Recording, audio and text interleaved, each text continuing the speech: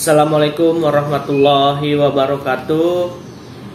Kembali lagi kita berjumpa dalam pelajaran sejarah Indonesia. Dalam video kali ini kita akan melanjutkan pembahasan kita mengenai materi tentang perjuangan bangsa Indonesia dalam menghadapi kedatangan sekutu. Seperti itu. Nah, pokok bahasan yang akan kita kaji dalam video kali ini itu berkenaan dengan pertempuran Surabaya dan peristiwa Merah Putih di Manado.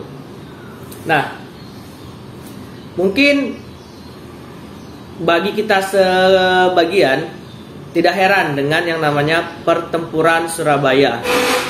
Bahkan mungkin dengan sosok atau figur yang bernama Bung Tomo, kita mungkin sudah sangat mengetahui bagaimana seorang Bung Tomo ini dalam melawan pihak sekutu di Surabaya pada tahun 1945.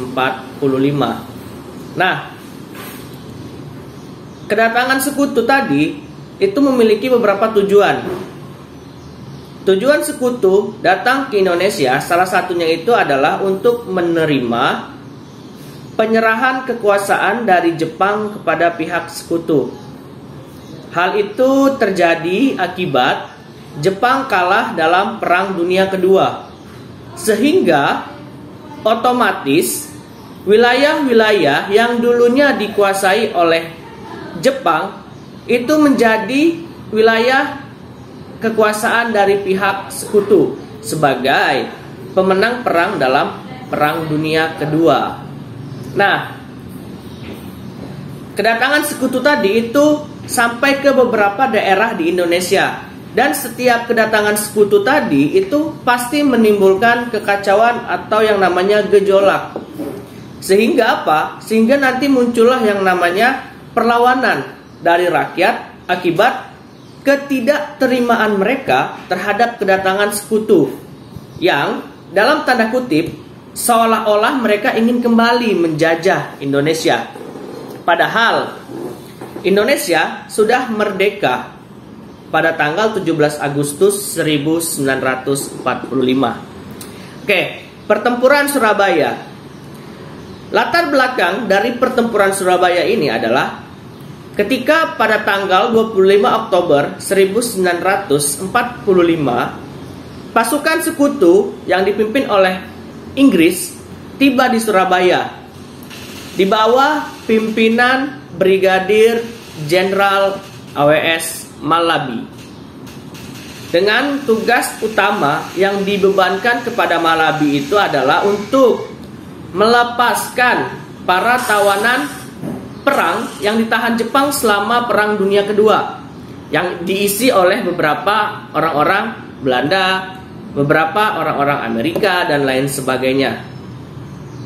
Nah, kedatangan mereka tadi ternyata tidak diterima dengan baik oleh masyarakat Surabaya, karena masyarakat Surabaya pada waktu itu sangat tahu apa yang menjadi tujuan dari kedatangan sekutu ke Indonesia, yaitu apa? Untuk kembali menguasai Indonesia. Karena apa? Indonesia secara de facto itu belum mendapat pengakuan kedaulatan atau pengakuan sebagai sebuah negara yang merdeka. Seperti itu. Dan selanjutnya apa yang dilakukan oleh pihak sekutu? Yaitu pasukan sekutu menyebarkan pamflet yang meminta agar rakyat Surabaya menyerahkan senjata yang telah dirampas dari pasukan Jepang. Nah, masyarakat Surabaya itu mempunyai insting atau mereka melakukan beberapa hal-hal untuk mengantisipasi bahwasannya sekutu datang ke Indonesia itu untuk melakukan tindakan kekerasan. Sehingga apa? Sehingga bekas senjata tentara Jepang itu dirampas oleh masyarakat Surabaya pada waktu itu. Nah, kita masuk ke bagaimana proses pertempuran itu terjadi. Nah, dimulai ketika pada tanggal 27 Oktober 1945 pasukan sekutu ini berhasil mendapatkan tempat-tempat strategis di Surabaya. Mereka berhasil mendapatkan instansi-instansi penting. Nah, kemudian pada tanggal 28 Oktober 1945, para pemuda melakukan serangan balik dan berhasil merebut instansi-instansi penting tadi yang sudah direbut oleh pihak sekutu. Hal itu juga bertepatan dengan hari lahirnya Sumpah Pemuda, di mana para pemuda tadi semakin kebakar semangatnya, semakin berapi-api untuk mengusir kedatangan pihak sekutu ke daerah Surabaya. Dan kemudian naas terjadi. Peristiwa naas terjadi di mana pada tanggal 30 Oktober 1945 Brigadir Jenderal AWS Malabi yang sedang berpatroli menggunakan mobil Buick tertembak hingga tewas. Nah, hal ini yang menjadi pemicu kenapa nanti pada akhirnya terjadi pertempuran Surabaya, di mana Malabi itu tewas, dan yang menjadi tersangka atas tewasnya Malabi ini adalah masyarakat Surabaya. Nah, padahal di sini beredar kabar bahwasannya Malabi ditembak oleh tentara sekutu itu sendiri. Supaya apa?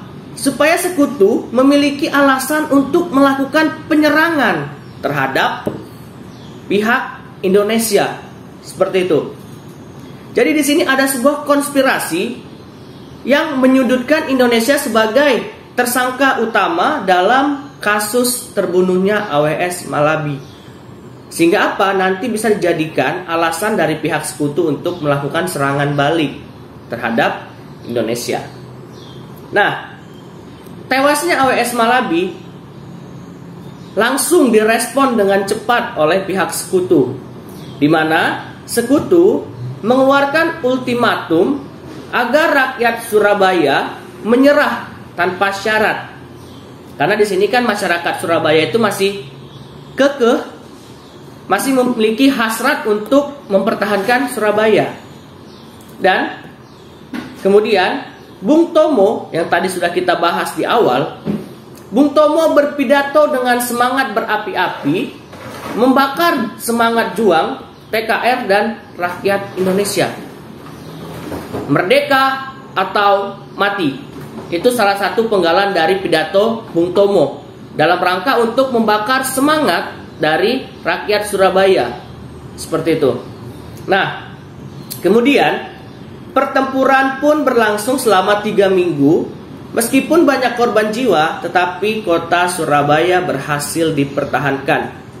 Dan peristiwa pertempuran Surabaya ini terjadi pada tanggal 10 November 1945, yang dalam perkembangan kedepannya, dalam perkembangan atau mungkin yang kita kenal pada masa kini, itu diperingati sebagai Hari Pahlawan. Kenapa? Kenapa bukan pertempuran Bandung Lautan Api, bukan pertempuran Medan Area, bukan pertempuran Ambarawa yang dijadikan sebagai Hari Pahlawan Nasional? Tapi itu lebih mengarah karena Surabaya bisa dikatakan sebagai pertempuran paling dahsyat dalam rangka untuk mempertahankan kemerdekaan Indonesia. Dan banyak tokoh-tokoh penting, banyak TKR, banyak rakyat Indonesia yang tewas dalam peristiwa tersebut. Sehingga pemerintah sepakat untuk menjadikan tanggal 10 November pada pertempuran Surabaya tersebut sebagai Hari Pahlawan Nasional. Nah, kita lanjutkan ke peristiwa merah putih di Manado. Nah, latar belakang dari peristiwa merah putih ini di Manado, Sulawesi Utara, itu adalah ketika pasukan sekutu dan Nika mengumumkan larangan terhadap rakyat di wilayah Minahasa untuk mengibarkan bendera merah putih. Lantas, untuk apa Indonesia merdeka pada tanggal 17 Agustus 1945 kalau bendera merah putih tidak boleh dikibarkan? Seperti itu. Ini yang menjadi pemicu atau menjadi faktor utama bagaimana nanti masyarakat Minahasa itu melakukan perlawanan terhadap pihak sekutu dan Nika tadi yang mereka anggap masih ingin menguasai Indonesia pada waktu itu. Nah, bagaimana jalan pertempuran? Gubernur Sulawesi Selatan memerintahkan dibentuknya Perjuangan Pusat Keselamatan Rakyat atau mungkin disingkat PPKR. Dan ia juga, Gubernur Sulawesi Selatan ini, memprakarsai penyampaian petisi yang sudah ditandatangani 50 orang berisi pernyataan dukungan rakyat Sulawesi terhadap kemerdekaan Indonesia. Seperti itu. Cukup singkat dan tidak terlalu banyak informasi yang bisa kita dapatkan dari peristiwa Merah Putih di Manado. Seperti itu. Oke, video kali ini kita akhiri. Kita cukupkan sekian. Sampai jumpa lagi di video-video kita yang berikutnya yang masih akan membahas seputar sejarah Indonesia.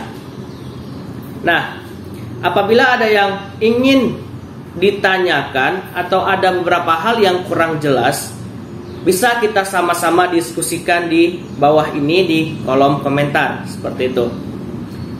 Terakhir, tetap jaga kesehatan supaya tetap selalu bisa melakukan aktivitas seperti biasanya. Dan yang terakhir, salam Historia.